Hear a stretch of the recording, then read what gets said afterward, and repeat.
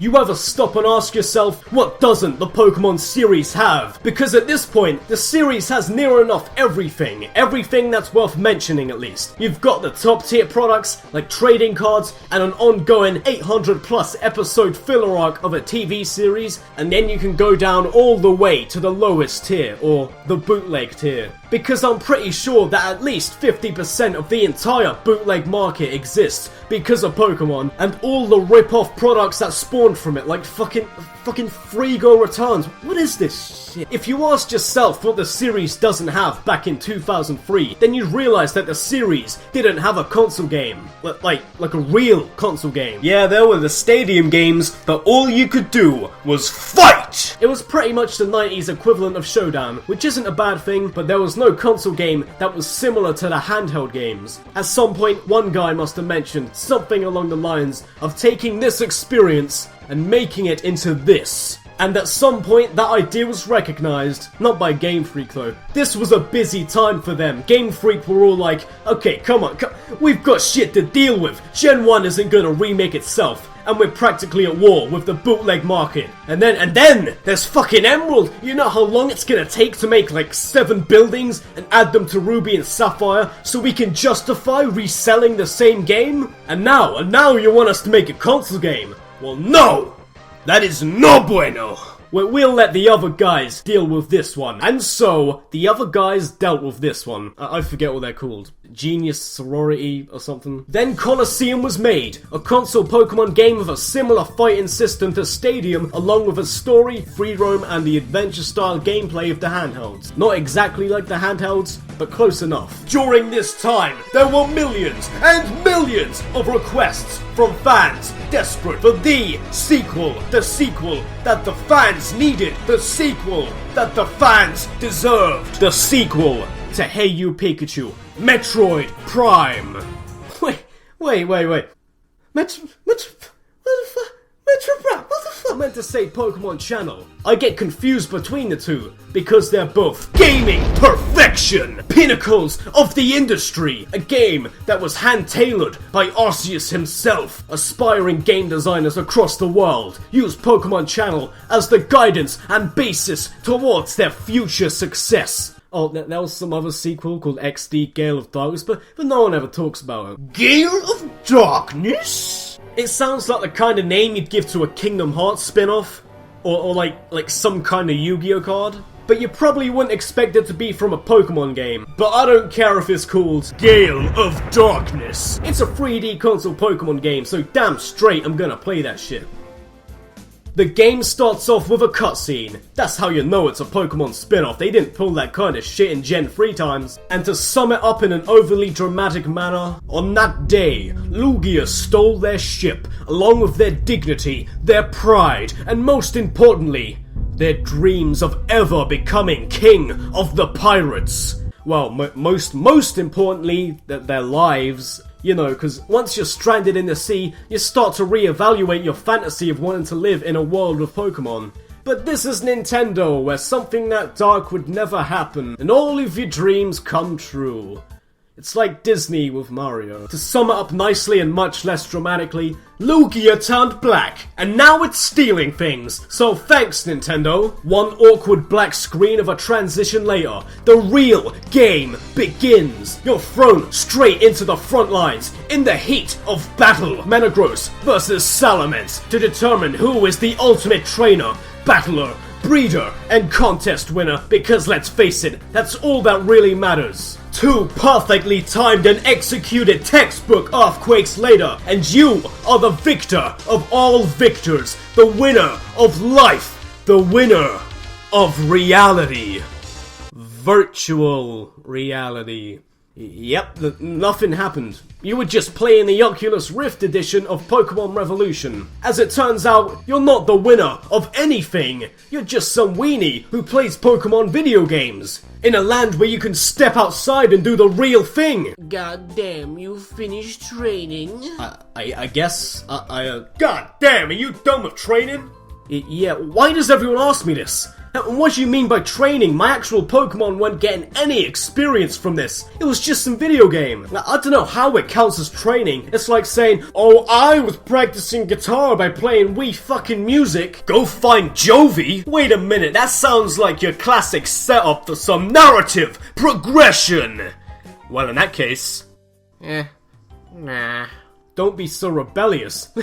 Listen, lady, you've got the wrong protagonist. You're looking for the last guy. He was full of the rebellious shenanigans, betraying his gang so he can steal their most valuable possession, just so he can go out and do more stealing. And all of this while riding along on his beast of a hoverbike. This guy committed a felony. He is a stone-cold criminal. The closest thing this protagonist has done to committing a felony is riding his moped without a helmet. Yeah, this non-hovering moped. You could probably travel across the region more efficiently on a 500-pound chocobo. And with this non-hovering moped, you begin the search for Jovi as you venture into the region of Ore. But first, you need to know where to go. And after the most brutal verbal interrogation a mute character could ever deliver, this guy tells you where to go. So you go there, only to be introduced by the bouncer of this fine establishment. You can tell by the shades that this guy doesn't fuck around, he is strictly business. Actually, I'm starting to question the shades. They're just polywell faces, you can't even see out of them. They don't even use hydro pump. So what's your fucking deal, man? This isn't virtual reality. This is the realest of deals. If you want to find Jovi, then you're gonna have to take him down, along with his single Sunkern, straight away. You know this guy's packing the heat. This guy is packing the heavy artillery straight off the bat. But he's still no match for your Eevee. The Smackdown is in session and the Jovi has been found. You got lost, didn't you? Oh, you're goddamn right I got lost. It took me 2 hours to get here on a fucking moped. How in the name of free go returns did you get here on foot? She went this far away in a game of hide and seek, and out of all places, you go to the shack in the middle of the forest that never sees the light of day. According to every horror movie stereotype ever, the never-ending thunder and lightning surrounding the house, which looks like you finished Luigi's Mansion with the lowest grade possible, should indicate to stay the fuck away. And this is hide and seek. These are the kind of people a girl your age should be hiding from. Haven't you ever seen Cry Much? Oh well, whatever, it wouldn't help. They only show the Lugia episode anyway. And with Jovi found, you go back to the lab where you then meet with Professor Crane, you know that guy, and your life would change forever when you get some kinda ancient Shengon Wu which lets you steal other people's Pokemon. He just hands you this piece of advanced technology which took years of research and financing to develop. Yes, you. Of all people, he chose you, that weenie who's had one real experience of a fight as a trainer under his belt. So, being the seasoned veteran that you are, you take the snag machine so that you can become a true criminal successor to the last protagonist by becoming a Pokemon fuck stealer. A Pokemon stealer. You don't want to get those mixed up. Oh, by the way, here's 5 Pokeballs. They don't sell them in this region, we had to import them. Oh, it's about time I got some Wait, what? They don't What? They don't sell Pokeballs in this region? What kind of backwards ass region is this? And oh, now look! That professor guy, you know, the one who gave you his life's work, he only goes and gets himself kidnapped. And apparently, it's bedtime because all of these motherfuckers were tucked in nicely. And where was the knight in one piece of shining armor? He wasn't there, no, he wasn't around to save the professor in time, or anyone else for that matter. He was too busy avoiding all the action, probably experimenting with his new mechanical robot arm. This is all on you. All of this injustice. You could have stopped this. After all, you must be the protector of this lab. If the guy that runs the place had the confidence to just hand over his life's work to you, it must mean something. Well, at least you tried. Through this tutorial on catching shadow Pokemon. You still didn't save him though. Using some kinda headgear, you're able to see which Pokemon are shadow Pokemon. Yeah, none of them are as obvious as Shadow Lugia. That guy spells it right the fuck out for you. So, you straight up steal this guy's Pokemon. And just like that, you've crossed the line. You have crossed the line that no man can step back from. That's right, you have become a stone-cold criminal, and this This, my friend, is just the beginning. First just stealing Pokemon, the next minute you're becoming the Walter White of the Pokemon universe. Actually, that would be legendary! And I just have to put this out there. Reciting the Team Rocket motto is a standard procedure when stealing Pokemon. He might as well, he already looks camping off when he throws the Pokeball. It's just a fallacy! So, you catch your first Pokemon from these guys, and they just let you steal their Pokemon.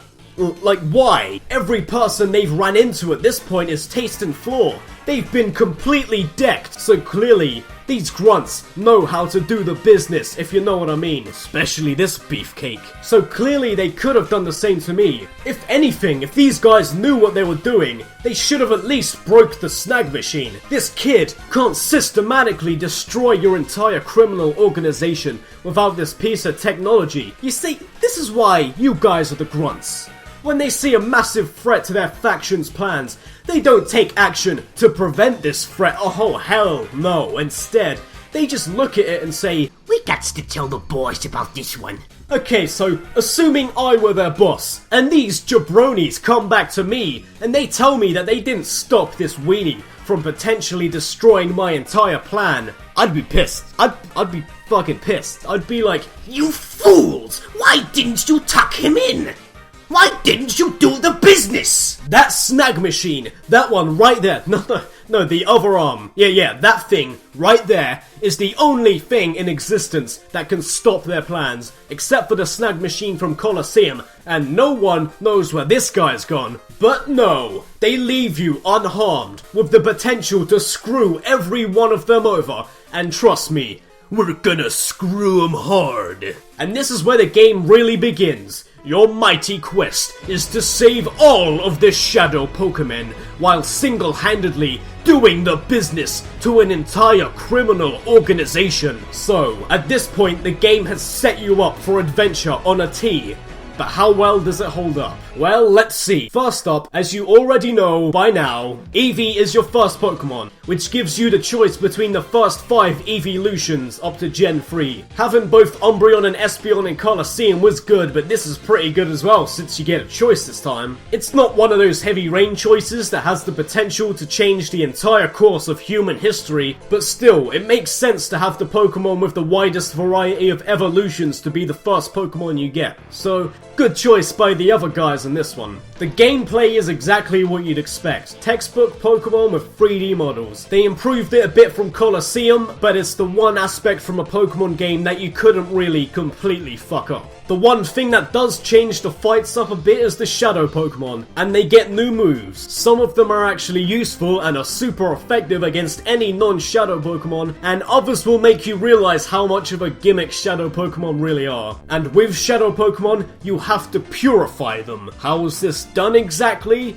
Well, with experience, they just kinda snap out of it. And then you have to take them to this Shadow Rehabilitation statue where they become fully purified, getting back all their old moves, all the experience they gained, and a ribbon, because you gotta look fresh after being purified. And now in XD, they've introduced the Purification Chamber. Yeah, I don't really know how to use it either. Well, as a kid I didn't, and after a search on Google, it's pretty textbook stuff. All it is a chain of super effective Pokemon types, and it makes the whole purification thing a hell of a lot easier than when it was in Coliseum. But usually I kind of forget that the whole thing exists, so I usually purify them the good old-fashioned way. And even though you can catch Shadow Pokemon, you can't catch Wild Pokemon. I know what you're thinking at this point. No Wild Pokemon, no gym leaders, and Pokeballs might as well be illegal. What kind of stupid piece of ass Pokemon game is this? A spin-off. It's a spin-off Pokemon game, so deal with it. And you can buy Pokeballs after the introduction of the game, they're just sold at specific places. And there's no traditional wild Pokemon, but there's the exception of laying out bait for the largest selection of Pokemon that you've ever seen that randomly show up. And by large, I mean Joltik's circumference. Seriously, there's only like 6 wild Pokemon that you can get. I guess that still counts, so the game does have wild Pokemon, but the problem is, the Pokemon you get from this this are usually at like level 10, and at the point of the game where this feature's introduced, you're not gonna bother grinding up a Pokemon from level 10. I don't care how good having a Crobat is. And yes, grinding does sound hard when there's no wild Pokemon, but luckily most of the trainers you face in towns will face you as many times as you want if you just ask them nice enough.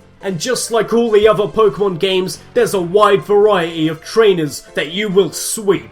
All the way from bodybuilders to fun old men. Oh my. And all the way to Mirror B, who you can encounter many times throughout the game with his fresh new attire and one hell of a new theme song. You can face Mirror B many times in the game to catch any shadow Pokemon that you missed. He even offers you to join him. This is a lifelong dream of millions of people across the world of Pokemon. To be recruited by the definition of smooth criminal. My whole life has led up to this moment. All of this preparation to become as smooth as humanly possible. My life's training now has meaning from being given this proposal. Mirror B, teach me the ways of the Force. I accept.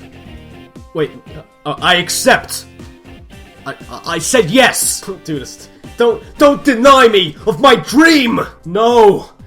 No! In terms of other gameplay, you know, when you're not cockfighting with your Pokemon, or having your dreams destroyed, you'll have the entire Ore region to adventure through. Now, this might just be me and my lack of common sense, but chances are there are gonna be points in the game where you have no idea what to do or where in the hell you go to next. All because you didn't talk to that one guy or find that one item in that one town to trigger the next event. There's a lot of linear parts where you won't get stuck and it's clear as hell what you're doing, but some parts of the game are as intuitive as playing through Super Metroid with a blindfold. It's like the game's telling you, talk to as many people as you can, maybe we'll give you some progression. You won't get stuck for long since the solution is always something simple to progress the story. It won't stop you from completing the game. I mean, me as an 8-year-old managed to do it, but it's still annoying. It's like there are these moments where the game just stops completely for like 10 minutes when you get confused as you realise that you either lost track of what you're doing or you done fucked up something. At least if you get lost in the story mode, most of the environments are interesting to explore. Well, for a while at least.